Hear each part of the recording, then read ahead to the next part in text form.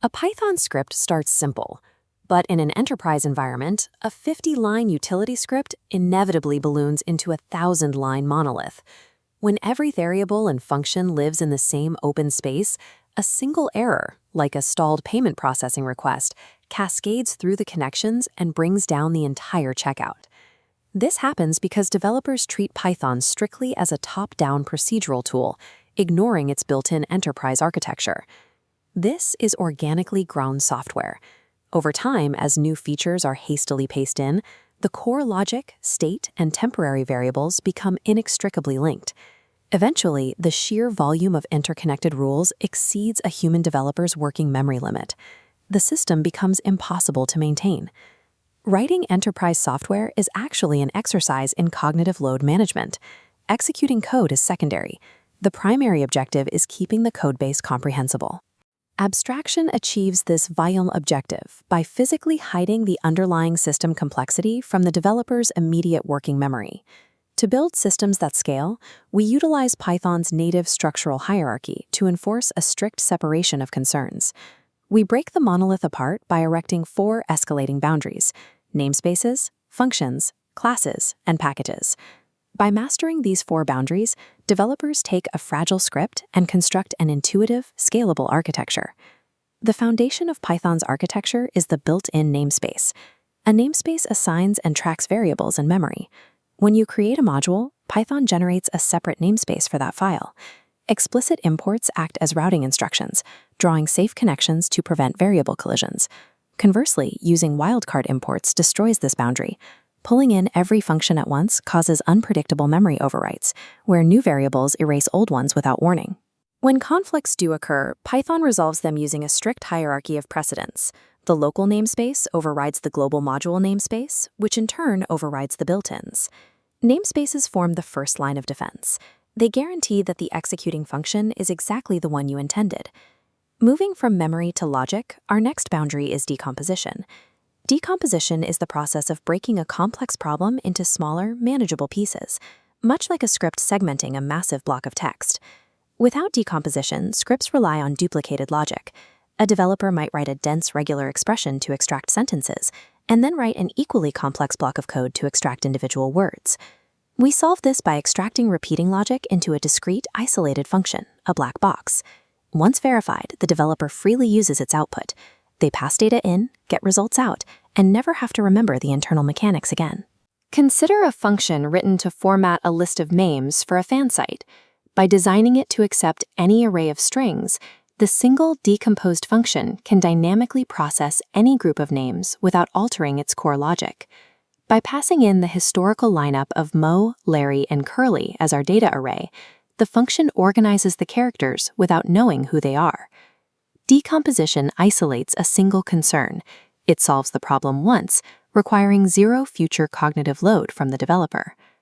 Functions handle isolated actions, but enterprise systems require data and behaviors to persist and interact over time.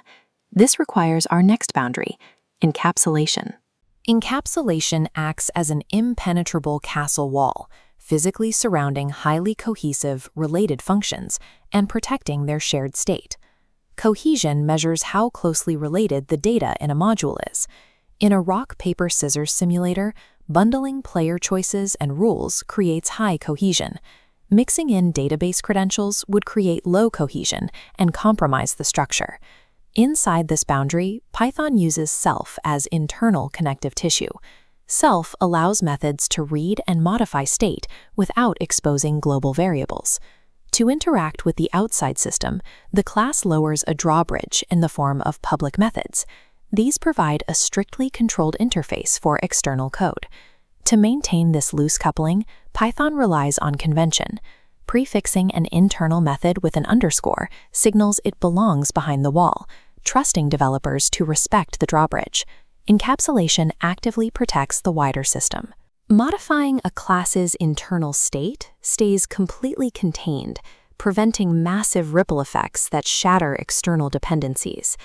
As the system scales, encapsulated classes are organized into modules and grouped into massive packages, forming an abstraction onion. Functions handle fast inner loops. Moving outward through classes, modules, and packages, functionality grows increasingly complex, but decreasingly reusable.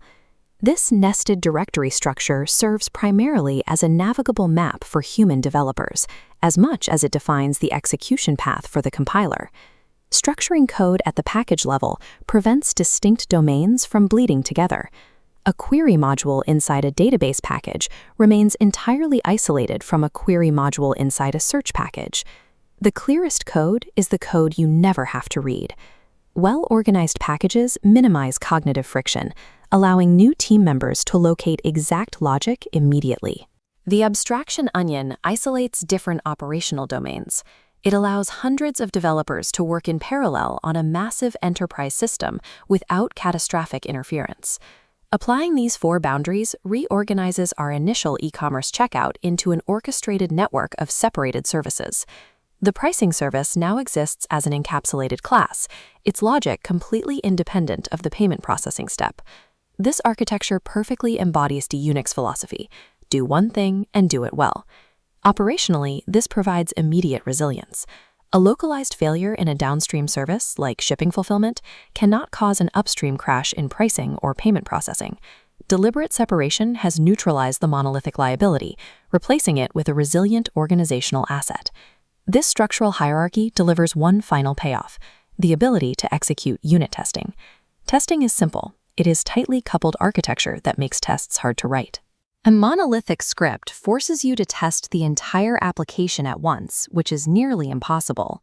An isolated architecture allows you to test individual components in a vacuum. Because our functional units are completely isolated, they slot perfectly into clean unit test assertions, instantly verifying if a function returns the expected output. This structural discipline requires an upfront technical investment.